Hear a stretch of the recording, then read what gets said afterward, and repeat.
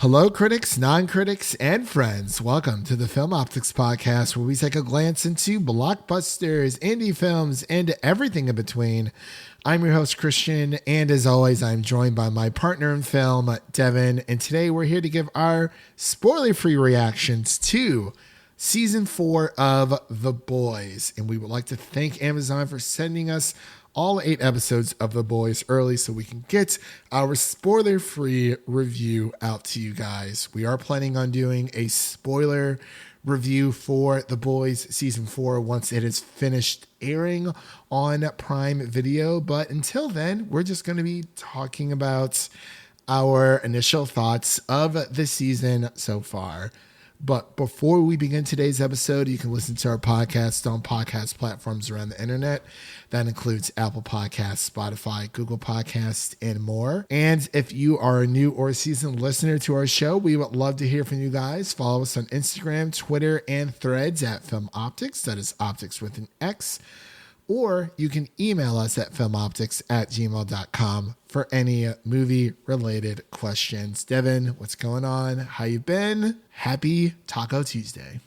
Round 2. We're back at it. It is Taco Tuesday. Yeah, this is more like round 5. Yeah, it feels like it. Yeah, we've definitely had some technical difficulties, but for this episode, we are going to keep it more on the shorter side. Again, this is a spoiler-free review of Season 4 of The Boys, where we're just going to be giving our initial reactions to the season as a whole. And again, we are planning on doing a spoiler review for Season 4 once all 8 episodes have aired on a Prime Video. So without further delay, we'll be right back after this introduction to The Boys Season 4.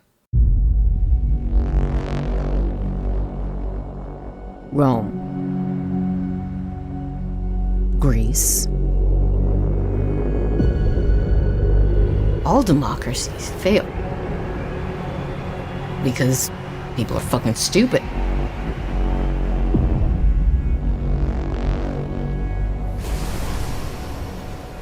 But if you crush the masses, who builds your monuments?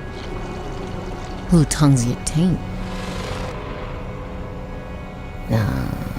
The people will tear it apart themselves. You just gotta nudge them a little. Then you get to swoop in, be the one saving it. Like Caesar. Like Caesar. Don't worry. If there's hell below.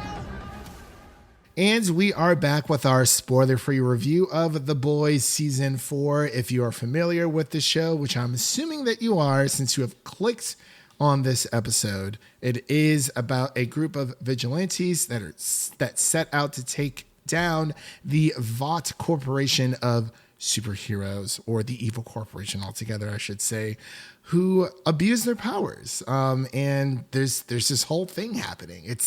Season 4 is crazy. I joked about it the other day, saying that The Boys is now the new South Park, and I'm very, very happy with the season. Just to give a little bit of insight into my thoughts, but I'm going to pass it over to Devin so he can give his initial reactions to Season 4 of The Boys. So Devin, take it away. Yeah, going into this one, definitely a lot of hype surrounding this new season of The Boys, coming off of Gen V and Boys Season 3. Like we mentioned in our first 3-episode review, just kind of so good to be back into this world and with these characters and all the craziness that ensues. But as far as the season in total, for me, it kind of feels like a season that's in 3 parts, where episodes 1 through 3 are kind of just like getting back into the world, easing into things as much as the boys can actually ease into things. Like, obviously, there's still some wild over the top things that happen in 1 through 3, like Splinter as an example, Splinter in the sauna. That'll never be forgotten. But it just feels like the first 3 episodes, there's some new characters that are introduced. We're just kind of getting back into the swing of things, and it's just kind of, like I said, getting back into the world. And then 4 through 6, things like go into overdrive, I feel like, and really take off. Like like episode 4 is out now. Everyone has seen, most people have seen it by now, I imagine, but episode 4 just kind of went crazy, and I think it did a lot more than 1 through 3 did as far as just the boysness of it all combined. Like episode 4 was crazy, like Homelander going home and doing all that damage. Like that was just crazy to watch. And then I think 5 and 6 also hold up as far as just keeping the flow going and keeping the craziness and just the entertainment. And then for me, I think 7 and 8, I did like them overall, but I think they're just kind of messy. It felt like we're not going to get any spoilers or anything, but it just felt like there were some reveals that I didn't love, and then there was just a lot of loose ends at the end here that we don't have tied off yet. And there is only one more season of the show in total, so there just seems like there's a lot left for season 5. And I do think they can obviously handle it all, but it just feels like there's some left on the table at the end of season 4. I totally agree with you. As Devin had mentioned, since we were able to view all 8 episodes, I believe episode 4 is The Wisdom of Ages. And as of today, June 25th, 2024, episode 5 is titled Beware the Jabber Work, My Son. So I will say during the first 3 episodes, those are the first 3 episodes that were a part of the premiere. I thought it was very, very strong. It's more of a reintroduction. Welcome back. The boys are back. They're waking up the neighborhood. They're doing their thing. It has been a spell since season 3, and I feel like season 3 was so hard to top in my opinion, but I feel like season 4 has done a great job overall so far when it comes to everyone's character arcs. Everything that's happening with Butcher and the friction that's causing between Butcher and the rest of the boys, Butcher's relationship with Huey's relationship with his father and other family members that he runs into this season.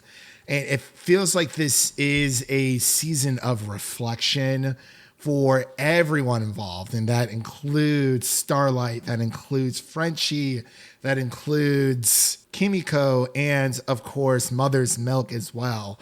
You really feel as if, since Devin already mentioned that season 5 is going to be the final season of The Boys. It doesn't mean that the show is getting canceled. I just wanted to preface that because there's been a lot of that lately where it's like, hey, they announced that season 5 is going to be the last season. That doesn't mean the show is getting canceled. It's just that's what they have planned out for the show. And us coming off of season 3 of The Boys with Soldier Boy and going into season 1 of Gen V, which is the spin-off show of The Boys within the same universe, you do see these 2 shows are starting to blend together. There are mentions of the events that happened in season 1 of Gen V, and you may or may not see a few of those characters pop up throughout the season because, like we said, there's a big discovery that happens in Gen V when, it's been out for about a year. So Gen V is all about the virus of killing superheroes. The soup virus. Yeah, the soup virus. They discovered a virus that... The soup. Yeah, the soup. Exactly. So you're going to see a lot of the plot points that were revealed in Gen V be applied to season 4 of The Boys. And I think so far for season 4 collectively, I think they've done a great job. I will say, I do agree with you towards the end, especially, I think it was I'm just going to say the barn scene. You know what I'm talking about, but I'm not going to go into it. I felt like that was a bit rushed, that whole situation where things were happening. And I was like, okay, this doesn't really make any sense to me because of other reasons I'm not going to mention, but Devin knows what I'm talking about when I say the barn. That's not like a massive plot point or anything of that nature. It's just something that happens. I think it's in either episode 6 or 7. I think it's 6, but there was a few things that felt a little bit rushed towards the end of the season, but I do feel like the show is coming to an end. You're seeing that side of the show where it's like, hey, Billy is starting to lose his mind a little bit. He hasn't been on the best terms with the rest of the cast. And then we're introduced to two new superheroes that are in fold with the Seven, and that is Firecracker and Sister Sage, aka Sage. And so I think Eric Kripke, the creator of the show, has done a phenomenal job so far. Everyone involved has done such a phenomenal job. I love everyone's storyline. Like I said, it feels like season 4 is more of a reflection of each character. And I think what really makes this season work is the new heroes. You have Sister Sage working with Homelander and Firecracker. And I think that's always been a cool concept that we were able to implement into the show. It's like, okay, we've had, there's other plot points with A-Train, especially A-Train in this season. You're starting to feel some type of way about him. Not in a bad way, just I feel like he's getting towards more of a redemptive arc. I think that's where they are going with him. And the deep is the deep. So we gotta love him altogether. But he's so funny this season. He is hilarious this season. And same thing with Noir. Since the original Noir has been killed, I think as of season 3.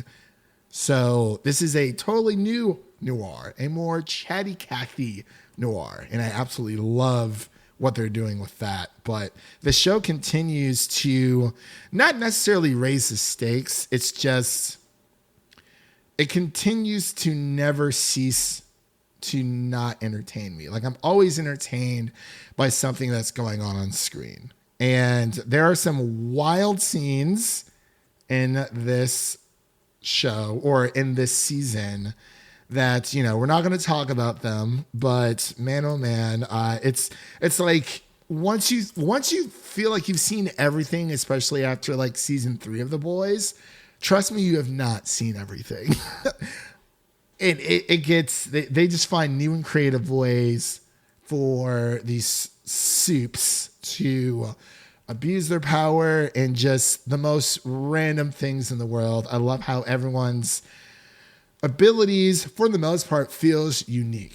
And also everything that happens with the Newman and her daughter that were introduced in season 3, that relationship is changing a lot, especially with Newman's political campaign of her running for, I believe it was vice president, or was it president of the United States? Because I think she has her political partner as well.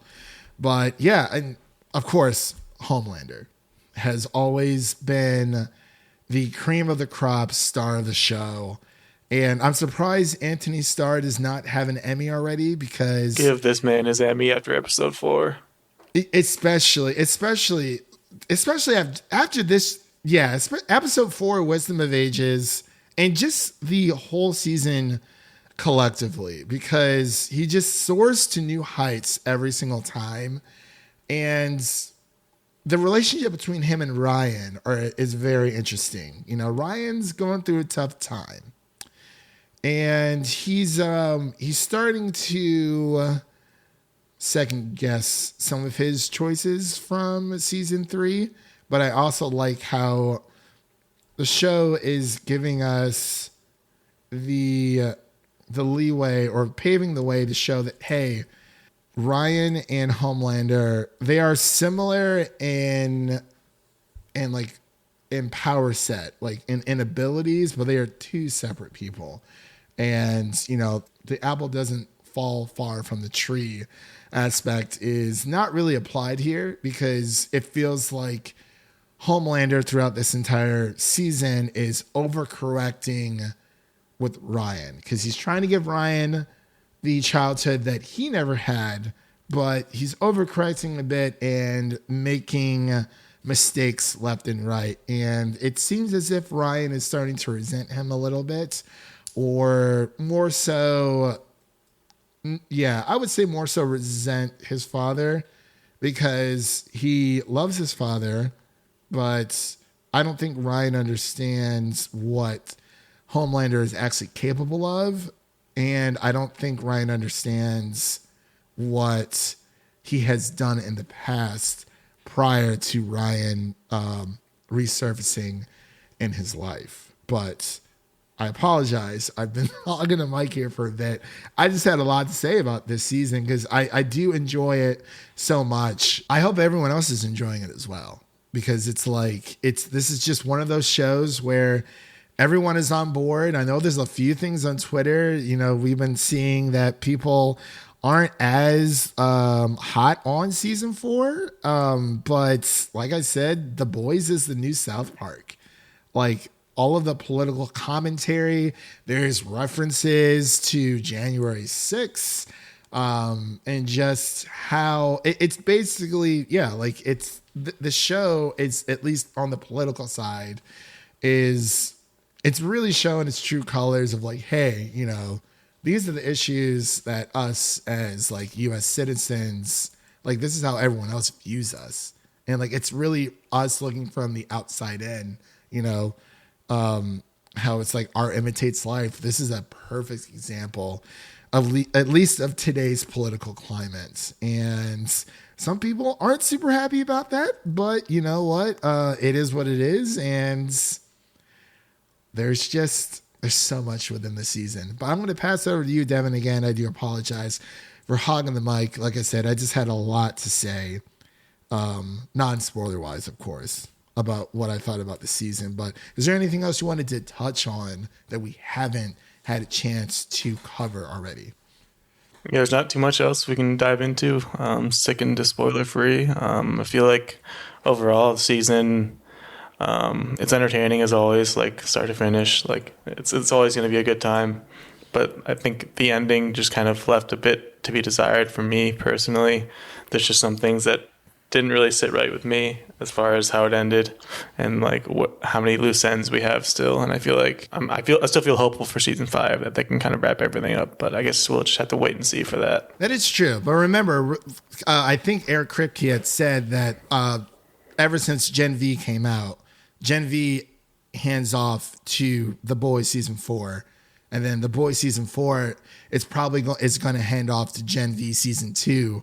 And then we're going to get to season 5 of The Boys. So we do have a little bit more story to tell, at least from the Godolkin University aspect of everything. It is, unless the Chance Perdomo unfortunate news didn't change anything because they had to rewrite things for that. So I'm wondering, are they going to write his character out? Yeah, he's being killed in the show as well. They've already announced.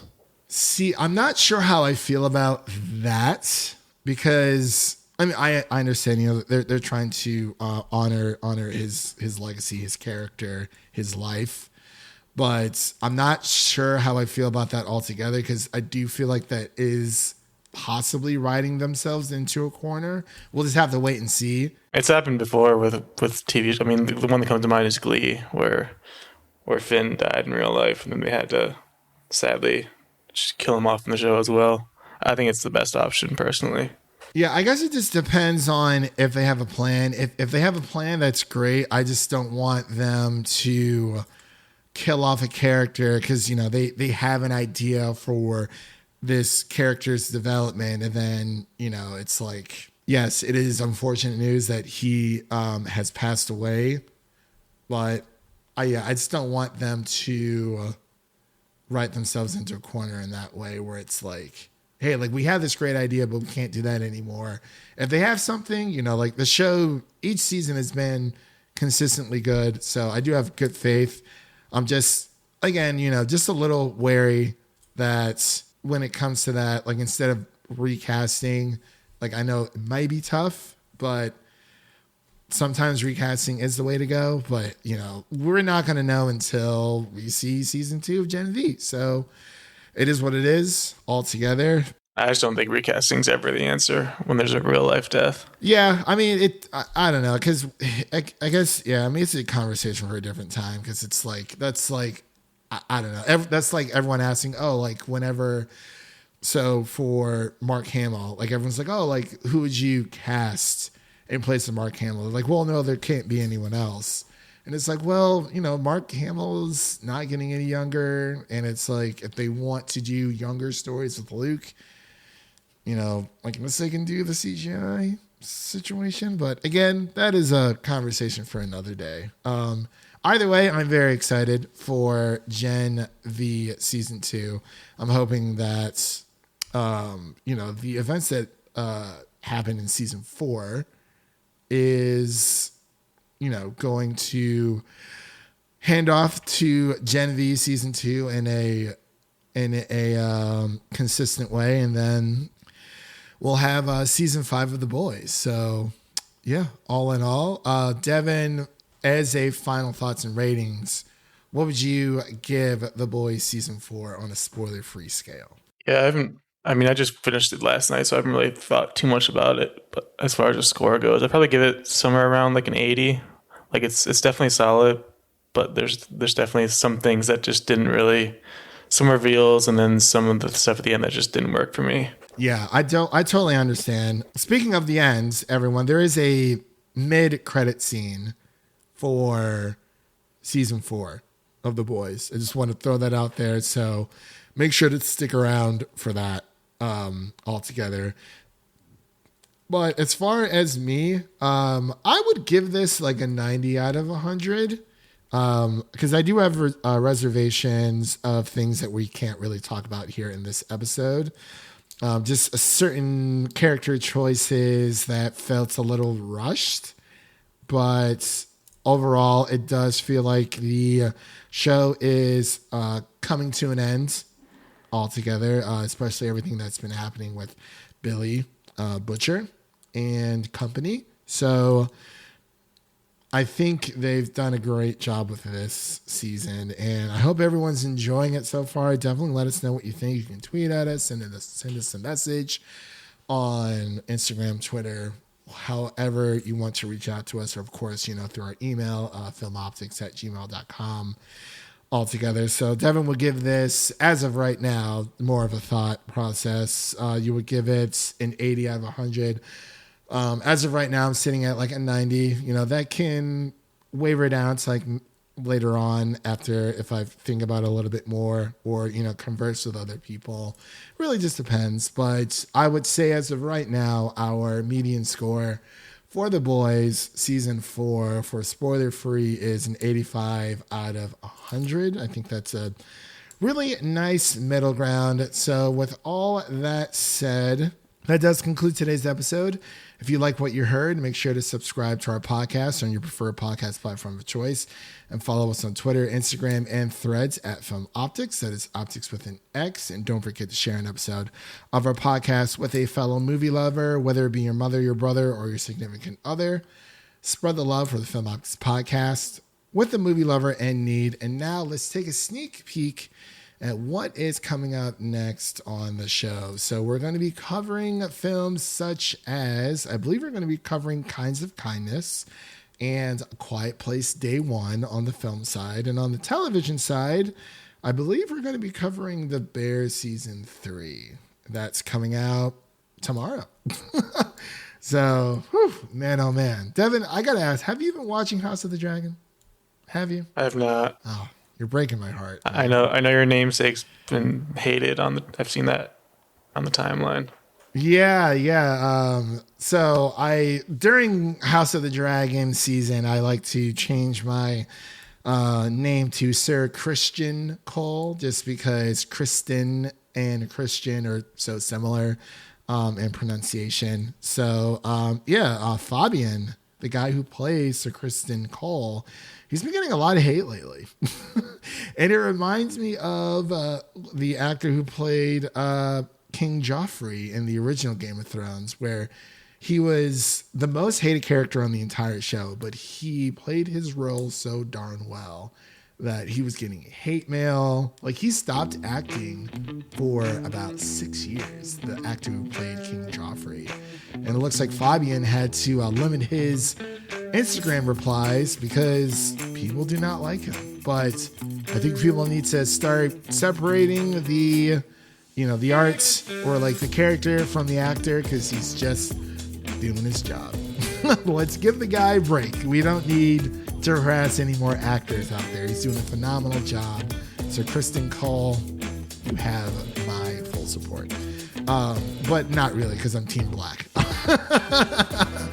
altogether. But as far as new review releases, you can listen to our Inside Out 2 spoiler-free review, as well as our The Boys Season 4 Episodes 1 through 3 spoiler-free review that we did here on the show, as well as our Bad Boys Ride or Die spoiler-free review and our Furiosa review as well. So there's a lot to cover. We have a lot happening. We're also going to be seeing Maxine, so that's going to be a lot of fun. Very, very excited for that. So with all that said, thank you all for listening. If you enjoy the show, please take a moment to leave us a 5-star rating and review on Apple Podcasts and Spotify. And stay connected with us by following us on Twitter for the latest updates, as well as Instagram and Threads. That was Devin, and I'm Christian, signing off. And remember, life is like a movie, so go out there and make it a blockbuster. Peace.